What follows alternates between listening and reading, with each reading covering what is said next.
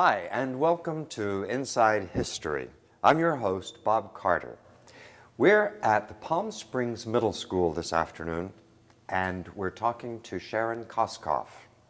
Sharon is the painter of the beautiful murals that you would see both here at the school and in many, many other places throughout Palm Beach County.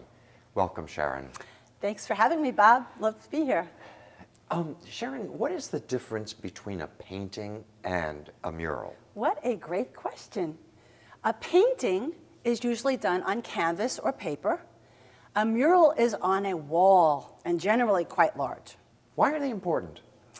Well, they're important because they're pretty big, they're in your face, and public murals are very, very important because the community works on them sometimes. The community gets to see them all the time. Community that might not be in a museum can see them in a street. In a public school, thousands of people see them every day. Murals are very, very important if they're historical because they might tell past history and give a lot of pride in the community. Mm-hmm. And what is a fresco? A fresco is the old way they painted murals. Years ago, they had wet plaster, and they would take dried pigment and put it into the plaster, just paint it in. Those lasted very, very long time because the pigment would soak in and stay in the plaster, would not fade. Was there any other way that murals were created in the past other than frescoes? Well, not really, because they didn't have paints that we have in technology today where we have oil paints, and now, of course, we have acrylic paints, which are far superior. So the paints give them a bonding medium for the pigments to dry in. Mm-hmm. So you had pigment. Years ago, it was in the plaster, was the bonding medium. Now we have acrylic polymers for the paint to bond into. When did they start doing ceramic tile murals? Oh, I think they did them a long time ago, ceramic tile murals. Ceramic tile murals would be a mural painted on tiles, then baked in an oven, then glazed, baked again, and then hand individually mounted onto a wall if it was a mural. That would be very popular. We have, in Palm Beach County, Publix murals years ago. All the Publix had murals painted by Patty Mills. And she did over 200 murals at all the Publix, and those are disappearing right now as we speak. And they were made with, as you said, baking each individual piece of tile? Each tile would be painted and glazed and baked. And they are disappearing, though, so run out to Publix and find one. And take pictures. What are some of the other famous murals around the county? Well, in Palm Beach County, we have a lot of famous murals in the post offices. We have Leonard Lester did the post office on Summit Boulevard. There are 6 murals. Actually, those are paintings. They're kind of mural-esque because they're large paintings, but they're actually canvases. We have Charles Rosen did the Palm Beach post office, is a famous one. The Society of Four Arts, you have Leonard Lester, who painted his wife, Theodosia. There's lots of famous mural artists in the historical Palm Beach County area. I remember back in the late 1950s, I worked at the Royal Poinciana Playhouse for their first 2 seasons. Oh, wow. And in the celebrity room, there was a mural on the ceiling. I think it was painted by Robert Bushnell. You got to see that. Aren't you lucky? I've never seen that actual mural. I have pictures of that. That mural is like a little controversy right now. Where's the missing mural? Patrick Flynn from the Playhouse Society, who's trying to help save that building right now, he says the mural is still there, and other people say it's gone. But I'm pretty sure it's there because it's a mural, it's painted on the ceiling, and it had all kinds of celebrities like JFK, it had Clark Gable, Lily Pulitzer, a lot of famous people. That's Helen a Hayes. Great mural. Yeah, it was like you were looking up and there was a balcony up there, and they were all looking over the balcony down into the room. Very exciting mural. Those are epic murals. The old kind of murals were very figurative. They were happy, and in that case, very theatrical, and very different from the kind of murals that we see today that are being painted. And also the Leopard Lounge in the Chesterfield. Could you tell us about that mural? That was by Lino Mario, and he's passed away just recently. And they were going to tear that mural down, but it has been saved. And leopard is really in style now anyway, so I'm really glad that they did. But it's very risque, that mural. It's very seductive and sensual, and a lot of naked women, and all painted in red, and the whole ceiling swirls. And when you look up, it's kind of romantic, too, because it's red, and they have candles and lights. And that's at the Chesterfield Hotel in Palm Beach. The Leopard Lounge. And that has been saved? That's saved, and it's open for business right now. Are the murals in the Four Arts Society? Those are outside. You can just pass by in your car and see them right off the North Bridge coming into Palm Beach. Those are outside. The Four Arts is music, performing arts, literature, and visual arts. And the murals there are done from the WPA style, where they have the mythology and a lot of figures and a lot of symbolism, and just lovely murals. Those have just been restored, as a matter of fact. Speaking of the community, and we are here at the Palm Springs Community Middle School, could you tell us about the mural behind us? Oh, it's so great to be back here. We did this mural in 2006, and the school was built by Schenkel and Schultz architects in the Art Deco style. And as you know, I wrote the book, Art Deco Society of the Palm Beaches, as president of the Art Deco Society of the Palm Beaches. And the book came out, and they built this Art Deco school. We did Art Deco murals, and we worked in the colors. The new colors, actually, all color goes in cycle. Right now, we're in a yellow cycle. So everything is yellows, yellow greens, terracottas. So we have the new colors, the earth tones. The school had blue in it, and blue was a very strong color, so we put the blue.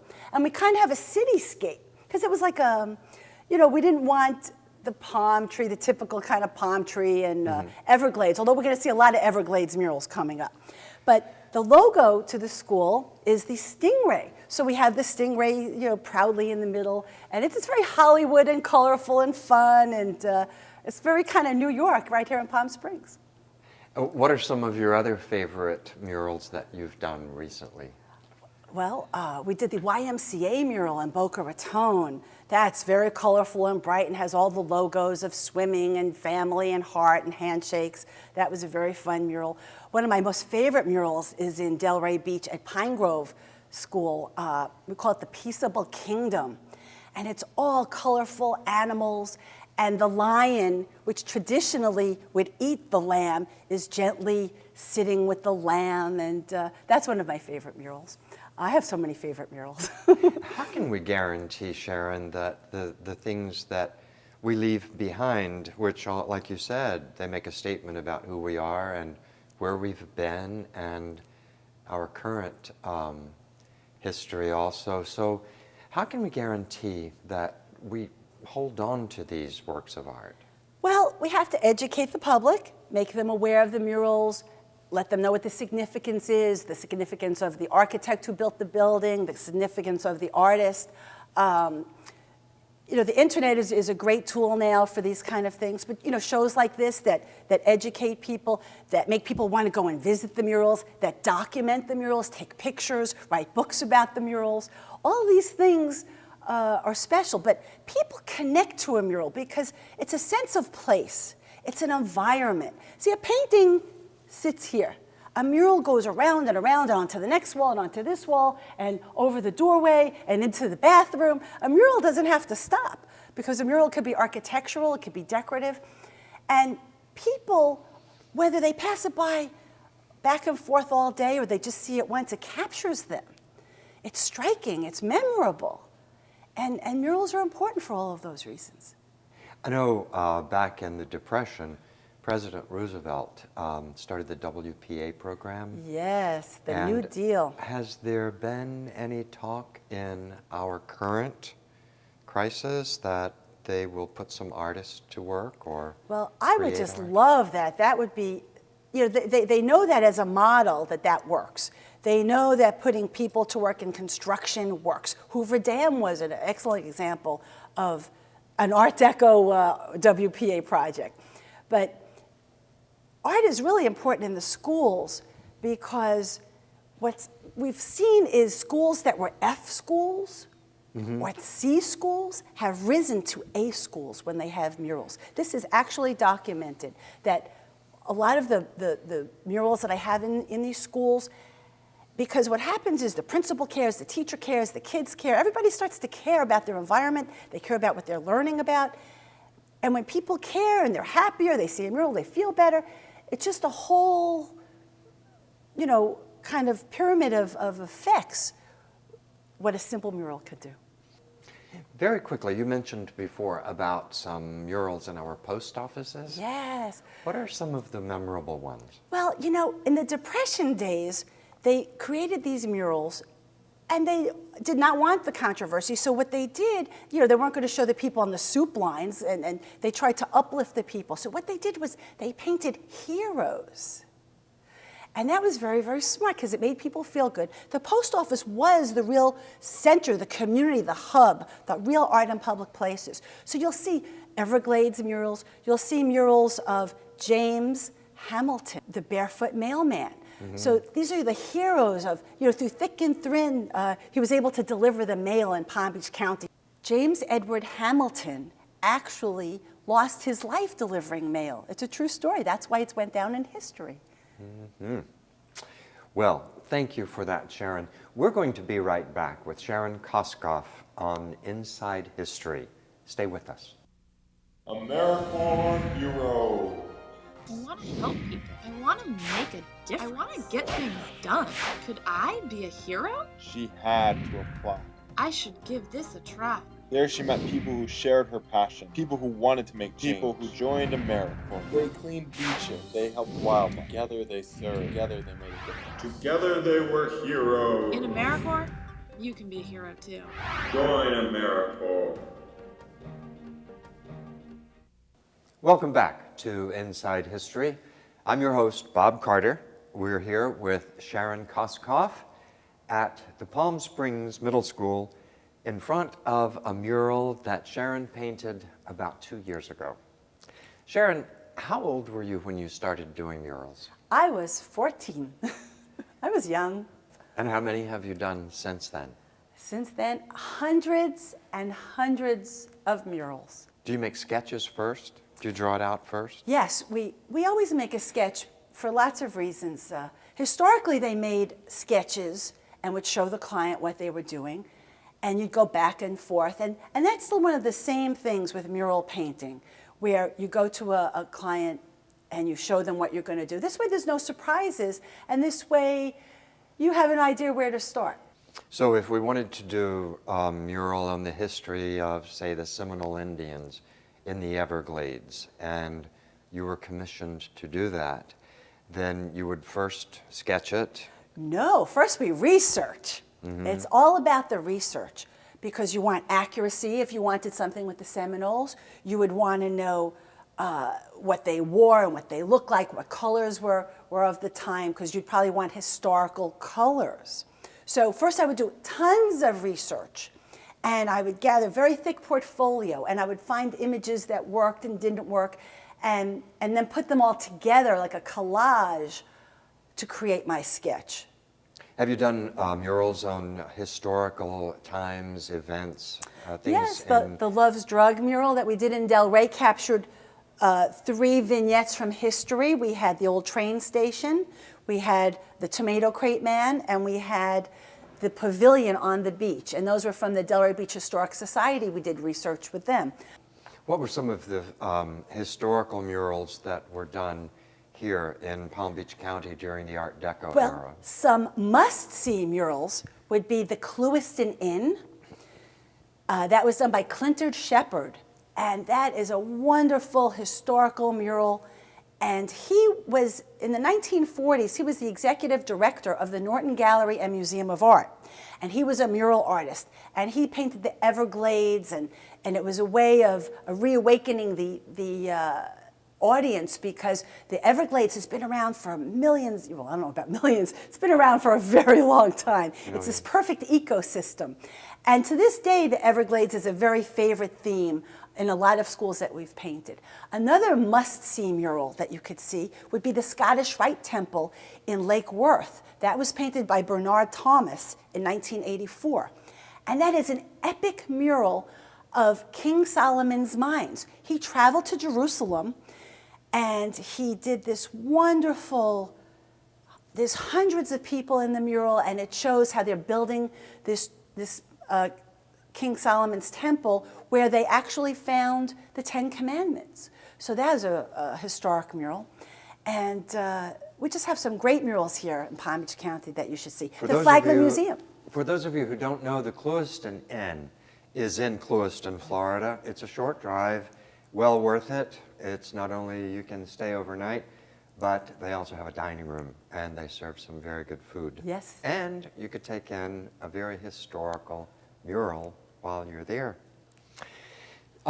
Sharon, what are some of the things that you look forward to in creating murals? If you had your wish, what mural would you do historically for Palm Beach County?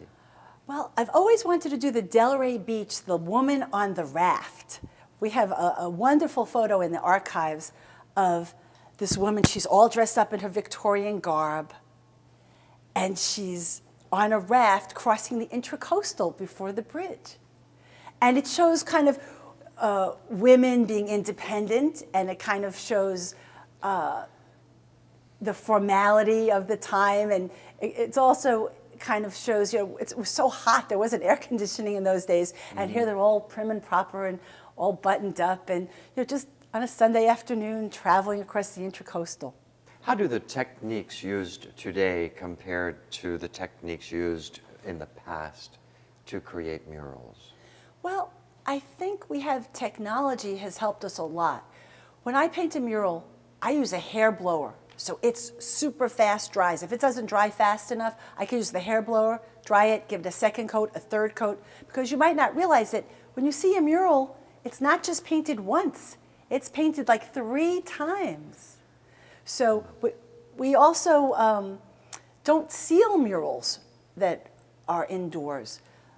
Years ago, I think they used to seal the murals, and because they used oil paints after they were using the tempera. After frescoes, oil paints were invented where they would put the pigment into the oil, and that was historically how it was done.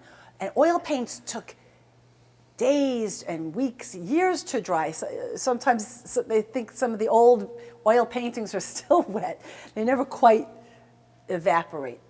But the newer techniques, they didn't have projectors in those days. They didn't have levels, or maybe they had levels, but they didn't have masking tape and brushes and water and just clean up really quick. Also, we can custom mix colors now. I mix all of my own colors on site. And years ago, they didn't have the array of colors and choices that we have today. You mentioned before that the mural behind us is in the Art Deco style. Were murals popular during the Art Deco period? Yes, I think they really gained huge popularity because Art Deco is really the beginning of modernism. And modernism was the beginning of abstraction and simplicity and minimalism. So everything in Art Deco would be in groups of 3s. So we'll see like steps of 3s. We'll see geometry. It was all about the straight line. So we'll see circular things. Circular could represent the sun. It could represent the earth. It could represent many things. So they're symbolic, they're abstract. In the Art Deco era, it was the 1925, the 1930s, the 1940s. And you have this love with the straight line and the love for all things geometry and all things speed. Speed was very important, streamlining. So all of these elements were very good for murals. They were very suitable for murals. They were very grand. And I think they were also made popular by like Fred Astaire and Ginger Rogers movies. They'd be dancing and there'd be the large backdrop. The word streamline, I haven't heard that in many, many years. In using a mural to tell a story, how do you make that happen? What are the choices and the decisions you make to tell the story, but also to assure that your audience will get the story as you tell it? Well, historic murals are very literal. They will just visually tell you the story. If there's a person as in the Scottish Rite Temple. There's a person baking clay. There's a person chopping a tree. There's a person, they're all working to build the temple. You see that. And without any explanation, you would say, oh, there are people there working. That's what they're doing. If you saw this logo, you might say, why is there a stingray there? So someone might have to say, well, that's our school logo. That's what gives us pride. So you might know what a mural is about, or you might not. But today, murals are much more abstract. In Delray Beach, we have Art in Public Places murals by Andrew Reed on the Palm Beach County Courthouse. And he has all kinds of Delray Beach symbols in there. And he actually has the words Palm Beach history on there. And it's almost like a sign, but he's telling you these are things that are historical to Delray. These are icons to Delray. But as we get more contemporary, more abstract, things may not be real, and things might overlap, and things might be just more decorative. Mm-hmm. Art Deco is also very decorative. Now we know that there are people who will come into our area not respecting that we do have a history, and that some of the things like the mural on the Royal Poinciana ceiling in the celebrity room, and those murals that the murals that are in buildings that just simply get torn down. Why are they important? Why should we work to preserve them? Well, the people who want to tear those down, I don't think they want to tear down the murals as much as they want to tear down the structure. And the fact that a mural is attached to a structure is where a mural is sensitive. If a mural is painted on canvas, or if it was painted on panels that could be removed, a mural could live on. But the fun of the mural is reaching to the ceiling and being on your hands and knees and painting the little crack. It's the challenge. A mural is very challenging. How do I get up there? Sometimes we have to use scissor lifts, because I don't have that luxury to paint on a canvas and then apply it. That would be very, very costly. It could be done. But actually, if you applied the mural to the wall, then how would you actually remove it? That would present a whole other series of problems. But people want to tear down buildings. That's a whole other story. And usually it's for profit. They just say, oh, I don't think it's important. I don't think that architect is important. I don't think the structure is significant. And we need to protect our history, whether it's through murals or architecture, because Palm Beach County history is only from the 19th and 20th century. We don't have buildings and murals hundreds and hundreds of years old like you have in Europe or northern cities. Palm Beach County history, before the Indians, when architecture and cities were built, West Palm Beach, for instance, is celebrating 100 years with its centennial celebration. So Palm Beach County, is celebrating its centennial this year. So, we really need to keep our history preserved, because it gets torn down like that, and demolition is forever. How do we do that? It's too late. How do we help guarantee that the murals that we do have and the murals that are to be done in the future get preserved? Well, we educate people and we expose people, and they have to get involved and realize they have a voice. They have to protect what they have also. When we let a building just go into decay, or a mural just go into decay through neglect, then it's easy for someone to say right away, oh, well, it's old, it's dirty, if a mural is dirty, we just clean it, we restore it. By maintaining things, they retain their luster and their beauty, and then people want to keep them around. Mm-hmm. So if you let a building go into neglect, it's easy to say, oh, it's just an eyesore, let's just tear it down. But then, you have to go and rebuild it. So the key is maintenance. If you keep something nice, it's going to be people will want to keep it and preserve it. I agree.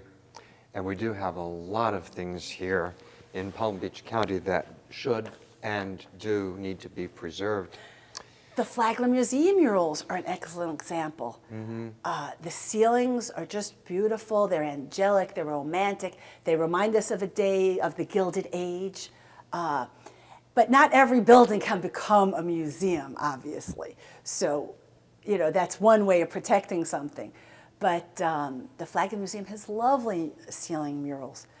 Sharon, I know you're connected with an organization that gives tours on historical places. Yes, we give art and architectural tours of Palm Beach County, group tours anywhere they want to go. Sometimes we go down to South Beach. And what I think I'm going to do now, though, is do some mural tours. Would you like to sign up? I think I might just love that. We'd love to have you. And we're going to show your website so that our audience can know where to go to follow through Excellent. with your work and the future things you'll be doing. Excellent. And I want to thank you for being with us today Thank on you, Bob. Inside History. It's been grand. It's been fun. I also want to thank you for being with us, and we'll see you next time on Inside History.